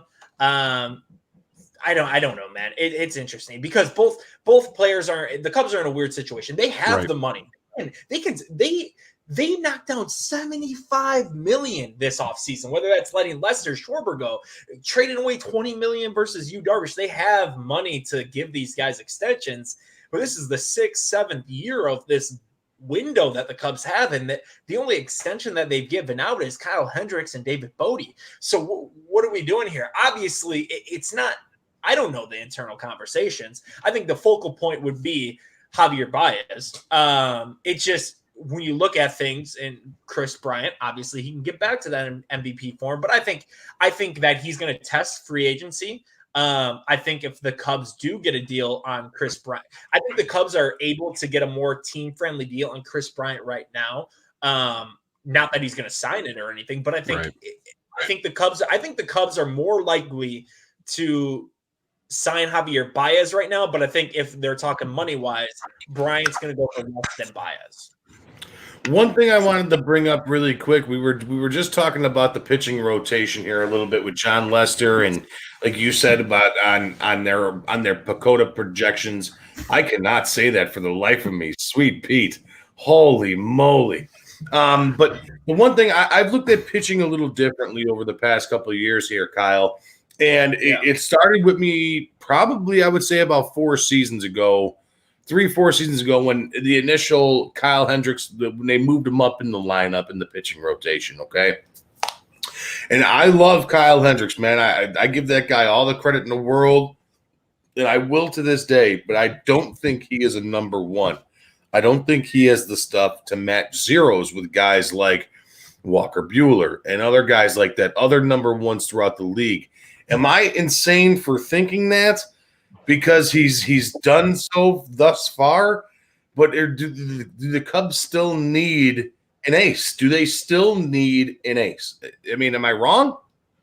No, I don't think you're wrong at all. I mean, that's a good point. Like that goes back to what I was saying. They don't have a guy that I'm sold on. Hendricks is a guy I'm sold on, sure, but he's not that name. He's not that name. That, you know, I want the Cubs to go get Trevor Bauer. Not saying that I want them to go get Trevor Bauer. I want them to get a guy like Trevor Bauer. It's more of a statement than it is, you know, a signing. I think going to get a top free agent pitcher like they did in 2014 with John Lester is more of a statement than it is a good signing. It's a statement that, hey, they see a window to win and they're going to get a guy like John Lester, Trevor Bauer, Kyle Hendricks. I don't think he gets as much love as he should. I think if he can look, pitchers are throwing really, really fast nowadays, and Kyle Hendricks is kind of going against the odds and dialing on his, you know, his accuracy and not so much velocity. And he can, you know, keep on doing that. Sure, why not? I just don't think Kyle Hendricks gets enough love and hype to be that number one that you're like, you see a marquee matchup and it's Kyle Hendricks versus Max Scherzer. I'm not sure, like, whether that's, you know, Trevor Bauer versus Garrett Cole, like that. He just doesn't get that much love. And I love for the Cubs to go get another guy like John Lester. But I just don't think that the Cubs are in the position in their organization to do so right now, because it's a little bit of a turnover period. It's a weird time, man. I don't know what the fuck the Cubs are doing. It confuses me because the Cubs and the Ricketts family are crying, poor me.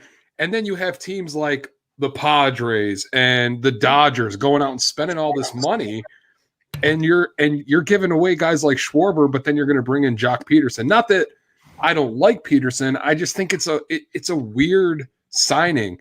You know what I mean? Like, their numbers were pretty similar between Schwarbs and Peterson, but like the team just, in my opinion, doesn't look like they have an idea of what they want to do.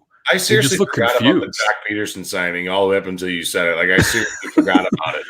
I'm not even gonna lie. Yeah. Like, I don't like Jock Peterson to begin with because he was a Dodger, and I hate everything fucking Dodgers. All right, LA and New York. Kyle, you'll come to find out. Mike hates Dodgers, New York. And New York State as a whole should be a nuclear testing ground for fucking weapons. Mike did not have good odds with betting on New York teams. WMDs. All of New York State's just WMD testing site. But doesn't it seem like they're just confused? Yeah, it's a little confusing. I think, okay, so I don't know. I'm kind of confused on this whole 2021 season. Does MLB know if they're having expanded playoffs or not? Do they know? I haven't seen anything. I know they were batting around that idea and then starting later. They decided not to start later, but I don't know if they did anything with the playoffs. Yeah, so everything's up in the air right now. How I kind of had this. Okay, I kind of want to explain it to you guys and see what you guys think. Teams, if there's an expanded playoffs, an 82 3-game winning team can sneak into the playoffs. So why would teams go out and spend $25 million on a center fielder when they can spend 13 or 10 or 7, 8, 9 million and still sneak into the playoffs with 83 wins? And they don't need that $25 million player to get them above that because of the expanded playoffs. So what the Cubs are doing is they're just throwing another name into the lineup, which I think is good. I think the definition of insanity is keep on doing the same thing over and over again and trying to get and thinking of to get a different result. And the Cubs are trying to mix it up with the same player. Could the Cubs go out and get, a big time left fielder? Sure, they probably could have. I mean, they have the funds. I don't know who's out there off the top of my head, but they're trying to fill that hole that they left with Schwarber with Jock Peterson to save money, right? It's a save money gimmick. The same type of player, just a different name. Because if this expanded playoffs does become a real thing in the future and present, teams can slip into the playoffs with 80 wins. So owners who are crying broke, like the Ricketts, why would they go spend $30 million on a player when they can look into analytics and get an okay player for 8 and sneak into the playoffs with that? Right. That's a good point. That's a good point. I'm aggravated with this Cubs team, Kyle. I'm aggravated. But hey, at least I'm not as aggravated with them as I am with the Bears. So doesn't it just seem like this Cubs team just like they won the World Series and then just nosedived? Well, yeah. I wanted this team to be. Listen, years ago when all this stuff happened, Kyle, we're going to kind of bring you on here and shoot the shit with you a second and not ask you as many questions. But years ago, when the Cubs started building this thing, when they actually went out there and they got Theo, and they were like, all right, we're going to fix this pig, and they go out and get John Lester, and they go out and make the signing of Jason Hayward, and they start really building this fucking thing. All right, I was super excited, and I was like, listen, I want this team to be the evil empire of the New York Yankees of the late 90s, early 2000s. That's exactly the direction I thought this team was going in. And they didn't do it. I mean, did they do it? Did they do it? Do you qualify this Chicago Cubs team as a bust? They won one World Series, and then they were in three NLCSs in a row. Yep. All right, and then they nothing else. Yep. Do you qualify that as a success or as a bust? Can I pick in between? You can. Yeah, go right ahead, man. Yeah. I think what Theo came to do was fulfilled. I just think that they won and there was no sustained success. They had 3 to 4 years of great baseball. They won the division last year. Forget 2020, whatever happened to that. But they had 4 years of winning baseball, but the hype around these prospects was real. So, yeah, it's fair to say that they're like the 85 Bears, like Tyler is saying. Yep. They're kind of a disappointment. But, look, this is my thought upon it. And I hate saying this because it pisses me off, but I'm going to say it, is that Tom Ricketts and the Ricketts family spent more money around that goddamn ballpark than they did caring about the baseball team. They're feeling the effects. They spent way over their budget. They spent way over their budget, and now they're taking it out on the baseball operation side. No guy in the front office in Theo Epstein's caliber is leaving $10 million on the table unless there is legit financial issues. And that's what the Cubs have. They have financial issues because ownership went big on this fucking ballpark renovation. And then they realized 3 years later that, hey, we went $100 million or whatever the X amount. It was in the millions and it was in the hundreds. They went that much over their budget. And then the pandemic hit. And then they tried to open this marquee sports network, which is great. Like, I think the idea is great. It's genius. But don't have fucking info commercials on when Theo Epstein is given an end of the year press conference. This is all things Chicago Cubs, right? 24/7. I just think the rollout plan and timing just sucks so bad. Yeah, man. I mean, when you look at it as a whole, people could say it's a bust. I'm going to say it was a success, but they should have won more. They should have won. I agree 100%. Like Tyler had said, it's like the 85 Bears. That team, that defense was built to win consistently. It just didn't. This Cubs team, the hype, the prospects, the names, they always talked about it. That's what they kept telling us, was the name on the back of the baseball card. And it just never, they gave me that win, that World Series win. Every Cubs fan will always have that. But it leaves you wanting more. I want more. And maybe I'm selfish because I only had to wait 28 years for it to happen. But the team was put in a position to be, like Mike said, the Yankees, the Red Sox, and now they're not. And it's so frustrating, man. It's frustration on my end. But I think the Cubs can still win right now. I don't take 2020 in for a lot of account, but they just won the division. Like, why can't they win a 162 game division? If they their payroll right now is like 170 million. They can go out and get other guys. They just didn't. So that just goes to show where they are financially to save money, because they have the fucking money. If Ricketts really wanted to win and they really wanted to go out and do something, they could have got Trevor Bauer. They didn't. They just found $7 million to grab Jacques Peterson's suck ass and bring him to Chicago. So now we got to deal with this ass bag. Okay, so this is the thing: is I won't be as upset if they can get an extension done with Javier Baez or Chris Bryant. Like if they traded Yu Darvish, which I said they should have traded Yu Darvish at the end of last year, because 35 going 36, I think he's not going to pitch any much better. And if he does, another team can have him. Yep. Like, go get something out of him. Should they have gotten more? Yeah, but that's another conversation. Where was I going with this? If they traded away Yu Darvish to free up cap, they have $75 million. So go out and get an extension done, man. So if they get an extension done, I'll give this offseason a way better grade than I would originally. But I just hope that they can get something done, because it's been nothing. It's been absolutely nothing. Yep. Kyle, before we let you go, man, what do you think this team is going to do next year? In 2021? Yep. Say 83 wins. I say 83 wins, and with expanded playoffs, they could get into it. They aren't going to go far if they do. Right. I think if the Cardinals are legit, I think Pacoda obviously had them low, but Pacoda's Pacoda. They've had the Cubs low in the past, and now they have them higher than what they probably should be. I think 83 is a solid prediction. I think Jock Peterson does well at Wrigley, and you don't think so? I think Jacques Peterson is a fucking jock strap. Yeah, which I agree. The only time I hate Jock Peterson is in 2015 when he was battling Chris Bryant for the Rookie of the Year.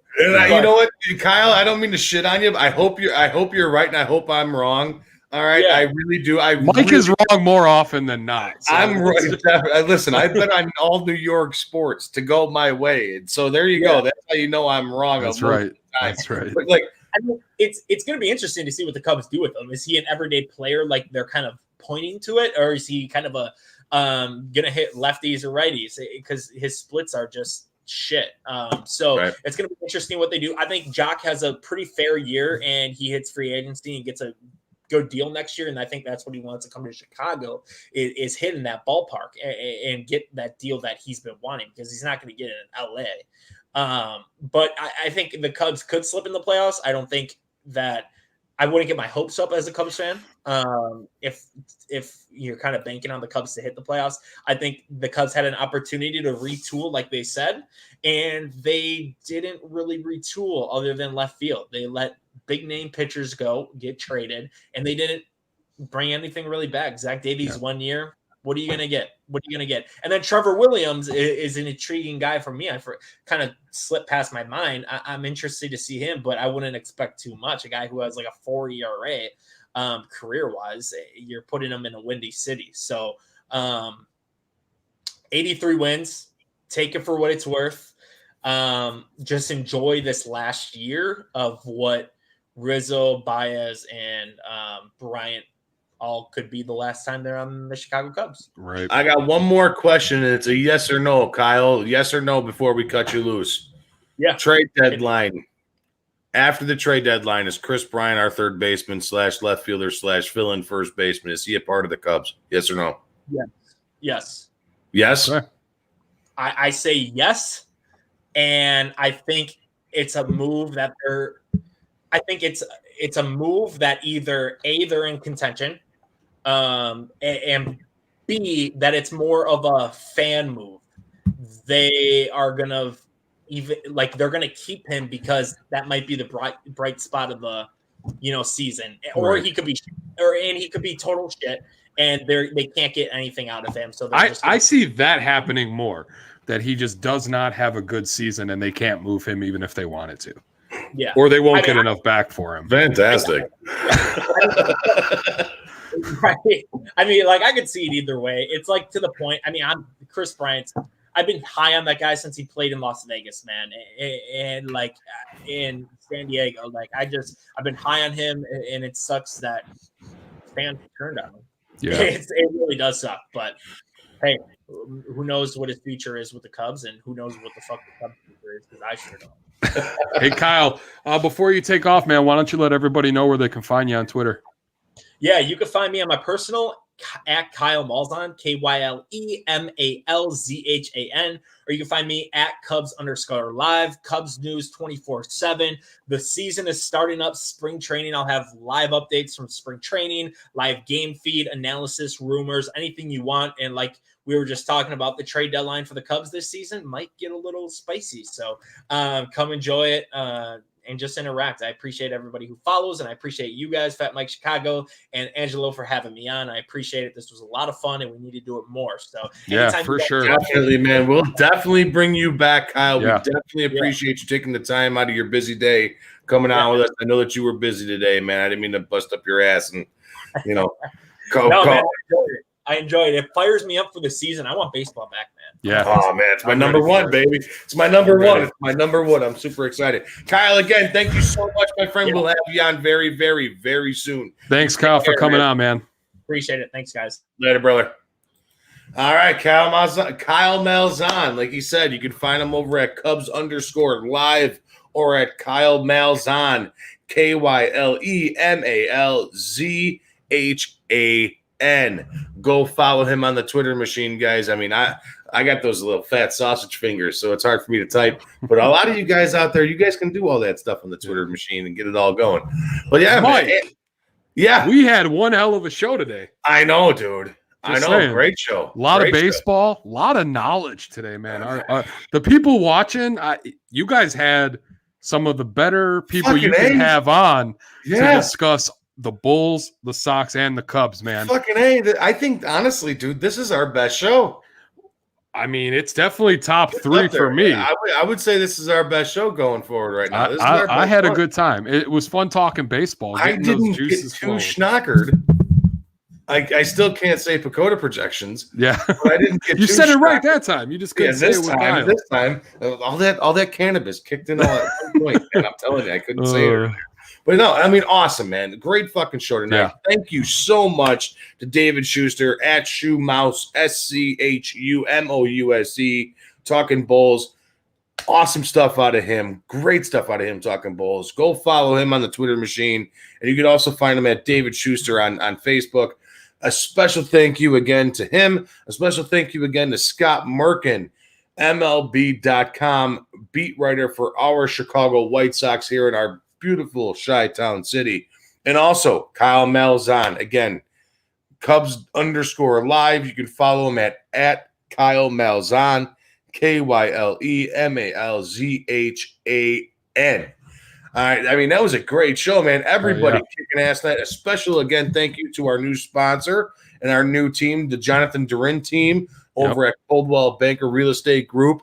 it's gonna be one of our sponsors, guys. You're gonna be hearing from them a lot. Angela, you got something to say, my friend. I was just gonna thank everybody, man, that was in the chats tonight Oh, too. There's a definitely. lot We of had good a conversation, hopping man. chat tonight, man. Yeah, they were hopping chat tonight. Yeah. All over the board on Facebook, all Yep. over the board on the Twitter machine. Yeah, we had input on every topic, Bulls, Yes. Sox, and Cubs. It was so Yes. cool.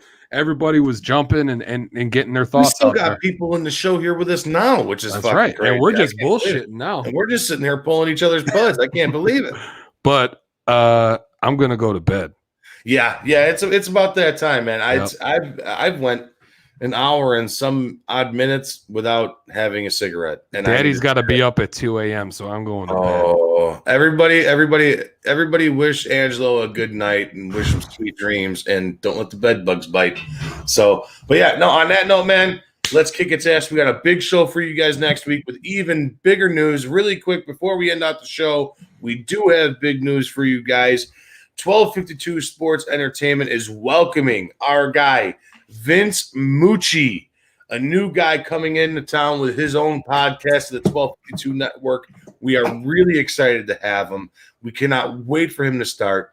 His upcoming show will be starting at the very beginning of March. We will bring it up again in the later shows for the Fat Mike Show. Yeah, we'll probably have him on to just chat, get you guys familiar with him before his show goes. I think it's going to be a good addition. We talked with him. Yeah, we talked with him. Dude knows his stuff. It's going to be fun. I'm excited to bring him on board with us, man. He seems like he knows his shit, and it's going to be a really good thing for 1252 and the brand we're trying to grow here. Yep. So, in that note, guys, make sure you guys go follow him. He still has to create a Twitter, so make sure you guys follow him. If you guys aren't following 1252 Sports, it's at 1252_sports. Make sure you follow that. Make sure you follow at Sport Court AC on the Twitter machine. That's is Angelo Ace Camacho. And then we got a thing here, man. If we hit, how many followers we have? 500 followers on the 1252 and my Sport Court page. Because, Mike, you got a shit ton of followers. I got to build my follower base. So if both those sites, all you got to do, go to my page, follow me. Then right on there, there's a link in the description to the 1252 page. Go on there, follow along. Once both those pages hit 500, Mike and I and everybody at the 1252 brand, we're going to pick 2 winners to get a copy of MLB The Show 21 for whatever system you want it for. It's pretty solid. Pretty solid. All you got to do is click 2 buttons. Click, click, boom. Then you're in. Click, boom. Yeah. Sound on the radio. That's going right. out for the bow. Click, boom. All right. Yeah, I got a note. All right. I'm going to bed. All right, everybody, thank you so much. Have a great night, everybody. We will see you next week. Next week, next Wednesday. I don't know what I'm doing. Adios, everybody. Thanks for listening. Peace.